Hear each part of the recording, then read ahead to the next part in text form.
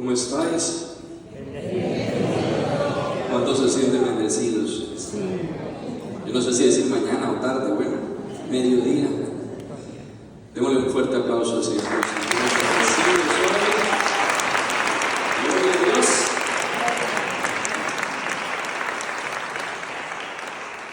Queridos hermanos, hoy la palabra del Señor nos muestra cómo la gente estaba admirada con Jesús por las obras que hacía obras poderosas. ¿Quién como Dios? Nadie como Dios. La oración tiene poder. Dios hace obras grandes. Dios hace obras grandes. ¿Cuántos tienen un Dios grande? Yo tengo un Dios grande que hace obras grandes. Yo sé que hemos visto testimonios grandes de lo que Dios ha hecho. Constantemente estamos viendo cómo el Señor está sanando, cómo el Señor está liberando, cómo el Señor está restaurando. Hace unos días fueron a mi parroquia a darme un testimonio lindísimo. Una persona que tenía destruido el hombro, no podía levantar el hombro hacía no sé cuántos meses o no sé cuánto tiempo. Los médicos decían que no podía ya superar, no podía mejorarse de esto, y llegó alzando los brazos feliz de la vida, porque el Señor hace obras grandes. Y los médicos decían, no puede ser, no puede ser, no puede ser. Pues lo que para el hombre es imposible, para Dios es posible. ¿Qué es imposible para Dios? Nada es imposible para Dios. Dios hace obras grandes y poderosas. Llegó esta mujer que los médicos no entienden, pero Dios sí entiende. Y así la gente estaba admirada porque hacía obras grandes, hacía obras poderosas. En estas vacaciones que estuve en Miami, un testimonio muy lindo también, así como este que me dieron hace 3-4 días de una oración que hicimos en un retiro en África. Así en Miami me llegaron un testimonio. Estábamos en una asamblea como esta y llegó una mujer orando por su hermana que estaba en Honduras con un cáncer, y le iban a hacer un procedimiento para, no sé cómo se llama eso, para quitarle, una cirugía para quitarle el tumor. Al día siguiente tenía el procedimiento de preparación y a la semana tenía el procedimiento para quitarle el tumor. Al día siguiente le hacían los exámenes y vino a orar en esta asamblea, y el Señor dio palabra de conocimiento de sanación de cáncer. Esta mujer estaba orando por su hermana, puso el celular, le escribió, Dios ha hecho la obra, recibió esa palabra para ella, y al día siguiente que fue esta mujer a hacerse los exámenes, no tenía nada, no había tumor, no había nada. Dios había hecho desaparecer ese tumor, porque para Dios no hay nada imposible. Y otra vez los médicos, pero ¿cómo así? Si tenemos el examen de hace un mes y aparece tumor, y ahora en el que le vamos a preparar para hacerle la cirugía no aparece nada. Esto es imposible. Para los hombres es imposible, pero no para Dios, porque no hay nada imposible para Dios.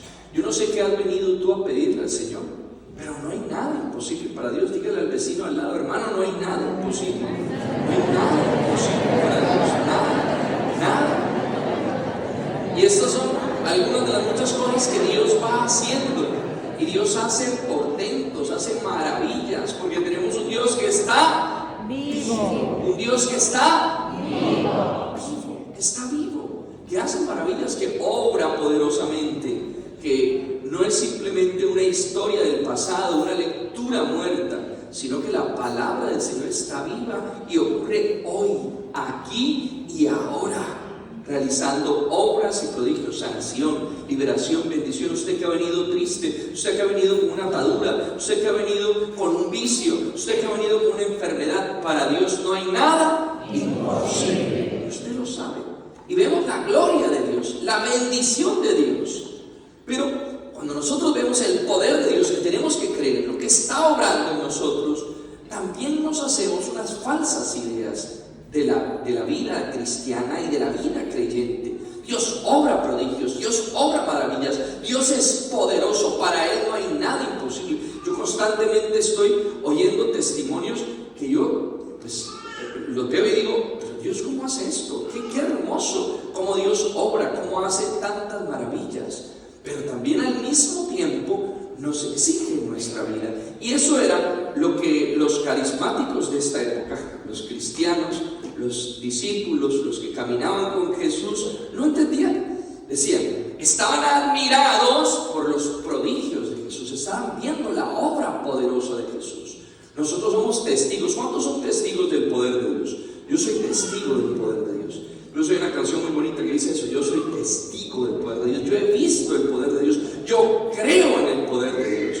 Pero luego, cuando te formas, porque no solo tienes que ser testigo del poder de Dios, no te puedes quedar en la parte taumatúrgica, en la parte simplemente de sanidad, simplemente de carismas. Cuando vas a la doctrina, cuando vas a formarte, cuando vas a prepararte, entonces el Señor te dice: oye, ojo, el Hijo del Hombre tiene que padecer. Y entonces dice la palabra del Señor que ellos no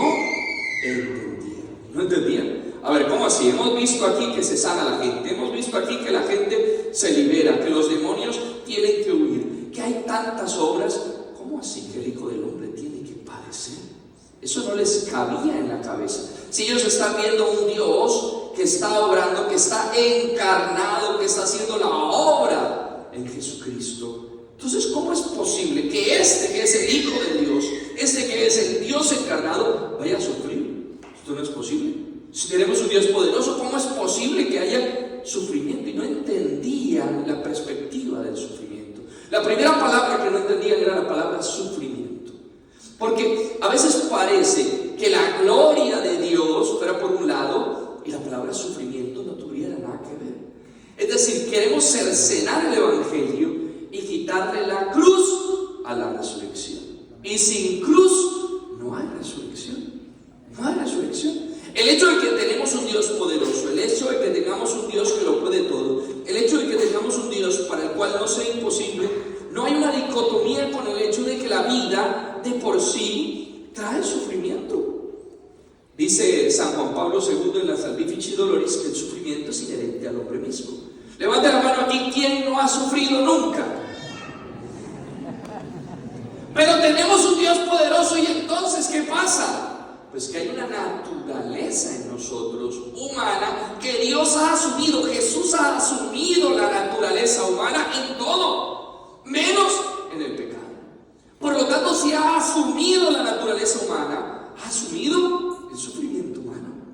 Jesús no podía ser el Dios encarnado si no sufría. ¿Por qué? Porque nosotros sufrimos. Porque es connatural al hombre el sufrimiento desde el pecado original.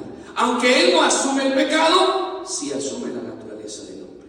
El hombre no es pecador por naturaleza, pero sí débil por naturaleza. Y por tanto, ese toque del pecado original lo marca el sufrimiento. Hay 3 dones que se llaman los dones preternaturales que recibieron Adán y Eva en el jardín del Edén y que pierden por el pecado original. Y uno de ellos es la impasibilidad. Es decir, Adán y Eva no sufrían, eran impasibles, no había sufrimiento en ellos. También la inmortalidad y también la posibilidad de vencer la tentación. Pero la impasibilidad era un don preternatural y lo pierden en el jardín del Edén. Por lo tanto, a partir del pecado original entra el sufrimiento en el hombre. ¿Por qué? ¿Porque Dios quiere que suframos? No. ¿Cuál es la voluntad de Dios? Que no suframos. Recuerda que aquel texto tan bonito: Señor, si quieres puedes sanarme. ¿Qué responde Jesús? Quiero, queda sano. ¿Cuál es la voluntad de Dios? Sanarme. ¿Cuál es la voluntad de Dios? Que seamos sanos, que seamos libres, que estemos felices. Dios quiere que tú recibas la bendición, que tú estés sano, que tú estés libre. Pero por el hombre, no por voluntad de Dios, llega el sufrimiento a la naturaleza humana. Al Jesús asumir la naturaleza humana, lo asume en todo, incluyendo el sufrimiento. Entonces el sufrimiento es inherente al hombre, hace parte de nuestra naturaleza. No va en contra, no hay una dicotomía, no hay una contradicción, una incoherencia en Dios queriendo la salud y la bendición y viniendo la enfermedad. Porque la enfermedad no es voluntad de Dios, sino es consecuencia del mal uso de la libertad del propio hombre. Dios quiere la bendición, pero nosotros por nuestra naturaleza débil traemos el sufrimiento. Y Jesús asume ese sufrimiento, y esto es lo que no entienden las personas que están con Jesús, las que siguen. ¿Cómo es sufrimiento? ¿Por qué hay sufrimiento? ¿Cómo puede haber sufrimiento? Yo que rezo tanto, yo que oro tanto, yo que soy tan bueno. Padre, es que yo soy buena. Después de mí, la Virgen María. Yo soy muy buena, Padre. Yo les conté el otro día lo que me dijo una señora: Padre, yo soy tan buena que a mí no se me ha aparecido la Virgen, pero yo me le he aparecido 2 veces a la Virgen. Soy de una bondad, Padre. Yo que rezo tanto, voy a la Renovación, mejor dicho, voy a Nuestra Señora de África, voy a Fátima, voy a todas las parroquias, a todos los grupos de oración. Yo soy la más carismática, mejor dicho, la mejor. ¿Por qué me pasa esto? No preguntamos eso, no entendemos. Y el sufrimiento es con natural al organismo. Nadie puede elegir entre sufrir o no sufrir. Vienen diversas situaciones y circunstancias adversas, pero la cruz es un medio que nos lleva a la resurrección. Por lo tanto, el sufrimiento de por sí no es malo. Es un sufrimiento sin sentido el que es negativo. No somos masoquistas, ni estamos haciendo una apología del sufrimiento, ni vamos a pedir sufrimiento. ¿Quién va a querer sufrimiento? Nada. Pero viene, la vida viene, trae su sufrimiento. Y entonces, cuando le damos sentido a ese sufrimiento, es cuando logramos entonces redimirnos.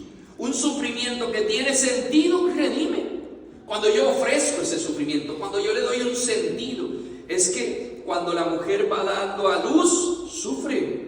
Pero después que tiene el niño en sus manos, dice la palabra del Señor, se alegra. Es un sufrimiento que tiene sentido.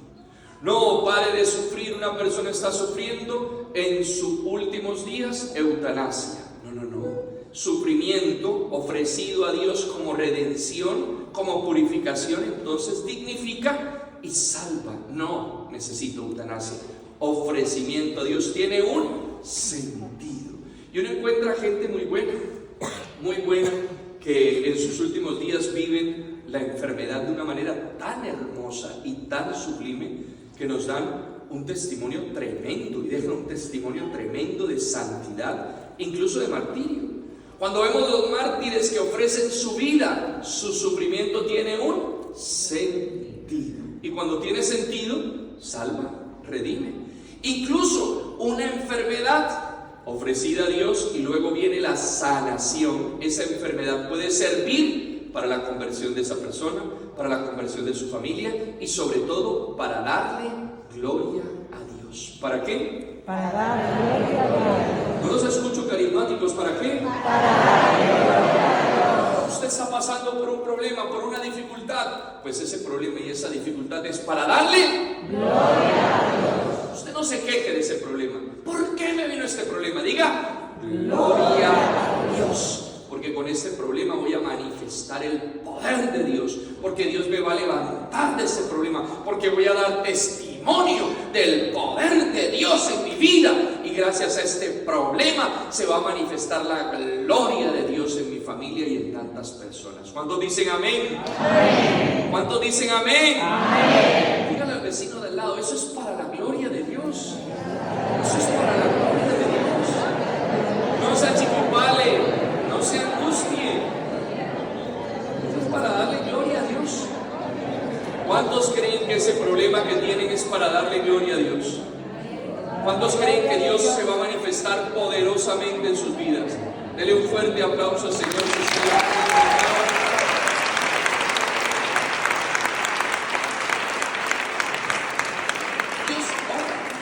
¿Recuerdan aquel hombre ciego de nacimiento? ¿Quién pecó, este o sus padres? Es decir, la pregunta judía es: ¿por qué el sufrimiento? ¿Por qué está ciego? ¿Quién tiene la culpa? La pregunta: ¿por qué a mí? Yo que soy tan buena, yo que hago tanto bien, yo que rezo tanto. No. ¿Para qué?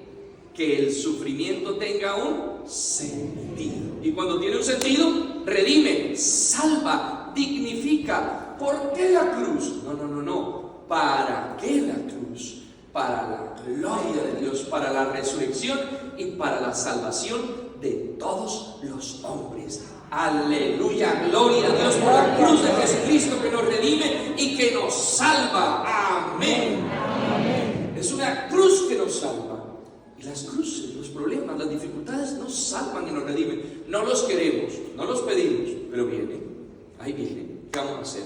Bendito sea el Señor, hay cosas que no manejamos.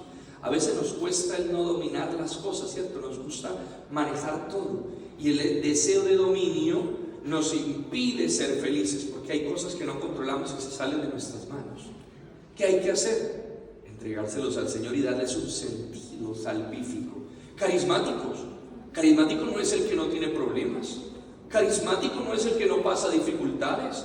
Carismático no es el que no tiene nunca una situación adversa. Es el que sabe que esa situación adversa es para darle la gloria a Dios. Y después de la cruz viene la resurrección. Cuando dicen amén, denle ese fuerte aplauso a Jesús que ha resucitado y ha vencido la muerte a través de la cruz. Entonces, primera palabra que no entendían, hoy nos están diciendo igual que en aquella época, sufrimiento. No. Un judío veía sufrimiento y él mismo se echaba para atrás. Sufrimiento, eso es pecado, eso está mal. Un enfermo, y entonces lo rechazaban. Eso fue porque Dios lo castigó por pecador. Un pobre, no, eso fue que Dios lo castigó por pecador. A ver, apártense, el que esté sufriendo. Una mujer cuando está en su periodo, no, está sangrando, no, todo lo que fuera sufrimiento lo apartaban. No estamos en ese momento hoy, que no queremos nada de sufrimiento. Pare de sufrir. Si está embarazada, no sufra. El aborto, la eutanasia, pare de sufrir. El sufrimiento lo quitamos, y cuando quitamos el sufrimiento estamos quitando una parte que es característica del hombre mismo. Es normal. Lo importante no es sufrir por sufrir, sino darle un sentido al sufrimiento. Cuando queremos quitar el sufrimiento, quitamos la dignidad del hombre. Entonces la mujer embarazada no tiene dignidad. Entonces el adulto mayor no tiene dignidad. Entonces el enfermo no tiene dignidad. Y empezamos a quitarle dignidad. Y entonces le damos más dignidad al animal que al hombre. Humanizamos al animal y animalizamos al hombre. Estamos en la misma época. Por eso no entendían que un Dios poderoso, grande, que lo puede todo. Y entonces, ¿cómo que sufrimiento? Y Jesús asume el sufrimiento y le da dignidad y valor al sufrimiento. Le da dignidad a la mujer que no tenía valor en la época de Jesús para los judíos, en ese pueblo que era completamente misógino. Jesús dignifica a la mujer. Jesús dignifica al niño que no tenía valor porque no tenía conciencia, ¿no? Dignifica al pobre, dignifica al enfermo, dignifica y le da valor y sentido incluso al sufrimiento. Segunda razón, segunda palabra que no entiende, eso de sacrificio, eso no lo entiende. No, yo no quiero sacrificarme, yo quiero vivir bien, yo quiero recibir bendiciones. ¿Cuál sacrificio? Y todas las cosas buenas en la vida requieren esfuerzo y sacrificio. Si yo quiero algo bueno, yo tengo que esforzarme. Ellos querían la sanación inmediata, la liberación inmediata, que Jesús les solucionara todo. Tienen hambre, multiplicación de los panes. Está enfermo, Jesús lo sana. Hay un endemoniado, Jesús lo expulsa. ¿Cómo que el Hijo del Hombre, que tiene ese poder para que no nos esforcemos, va a tener que esforzarse muriendo en una cruz? No lo entendían. No entendían cómo Jesús estaba enseñándoles que las cosas buenas en la vida requieren esfuerzo y sacrificio. Son los mismos hombres que hoy nos hablan que todo es derecho y nada es deberes. A los niños y a los jóvenes desde temprana edad, usted tiene derecho, usted puede exigir, usted tiene derecho a que le den. Y todo es victimismo. Nos victimizan a los niños, nos victimizan a los jóvenes, victimizan a la mujer, victimizan a todo el mundo. Yo tengo derecho, no me tengo que esforzar, yo puedo recibir por el solo hecho subsidios y nada de esfuerzo. ¿Por qué nuestros abuelos eran tan fuertes, como hechos de otra madera, no? ¿Usted ha visto nuestros abuelos cómo vivían felices, contentos? Y ahora una mujer dice, 12 hijos, ¿cómo va a tener 12 hijos? 9 hijos, ¿cómo va a tener? Imposible eso. Un hijo ya nos estamos muriendo. Y eso si acaso, ahora ya mejor tener un perrito, quién sabe qué cosa. ¿No? Y es así. Mi abuelo se casó con una señora y tuvo 18 hijos. Mi bisabuela, no mi abuelo, mi bisabuelo, perdón. Mi bisabuelo se casó con mi bisabuela, tuvo 18 hijos. Murió la señora. Después de 18 hijos ya estaba cansadita. Enviudó y se casó con otra señora, y con la otra señora tuvo otros 18 hijos. Claro, ella no se podía quedar atrás.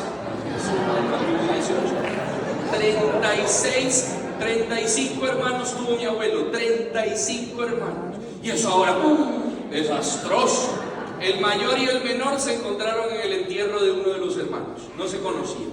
36 hijos.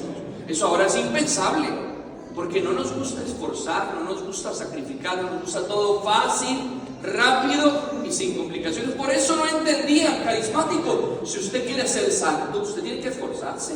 Usted quiere que su grupo de oración salga adelante, usted tiene que esforzarse. Usted quiere que su iglesia funcione, usted tiene que esforzarse. Queremos que todo funcione y no nos esforzamos. Una reunión a la semana de 1 horita y rápido, por favor, que esto se acabe rápido porque es que está muy largo y ya me está entrando yo no sé qué por dónde y ya estoy desesperado, venga, y queremos todo fácil, rápido. Si usted quiere que las cosas funcionen, usted tiene que esforzarse más. Lamentablemente no hay otra solución. Esforzarme, poner más tiempo, más dedicación. Las cosas buenas en la vida requieren esfuerzo y sacrificio. Última palabra, para que no se desesperen por aquí los que quieren las cosas fáciles y rápido. Le han puesto una sola horita a la misa. Es que vamos a hacer. Así es la vida. Primera palabra, sufrimiento, no se entiende. Segunda palabra, sacrificio, no se entiende. Tercera palabra que no se entiende es que cuando hay dificultades y sufrimientos se sienten abandonados de Dios. Dios nos ha abandonado. Dios me ha dejado solo. Es que tengo este problema. Y es una mentira, dice la palabra del Señor en el Salmo, que lo cantaba muy bonito ahorita Dani. El Señor es el pastor que nos acompaña. Y en medio del sufrimiento, ¿dónde está Jesús? En medio de las dificultades, ¿dónde está? En la cruz, sufriendo conmigo y caminando conmigo.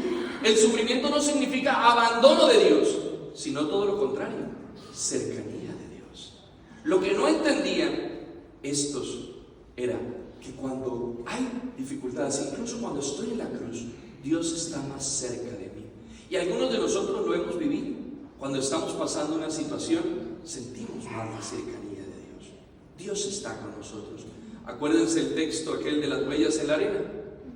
Señor, siempre hay 2 huellas en la arena, y cuando tenía dificultades en mi vida, solo una. ¿Me abandonaste? No, te llevaba cargado. Dios nos lleva cargados. Dígale al hermanito de al lado: hermano, Dios te lleva cargado. Dios está contigo. Dios no te abandona. Dios nos lleva cargados. Somos carismáticos, creemos en el poder de Dios, pero sabemos que el sufrimiento tiene sentido. Sabemos que el sacrificio y el esfuerzo trae sus réditos, y nos vamos a esforzar para ser santos y para que la gloria de Dios se manifieste en Madrid. Amén. Y sabemos que Dios nunca nos abandona. Amén, amén, aleluya.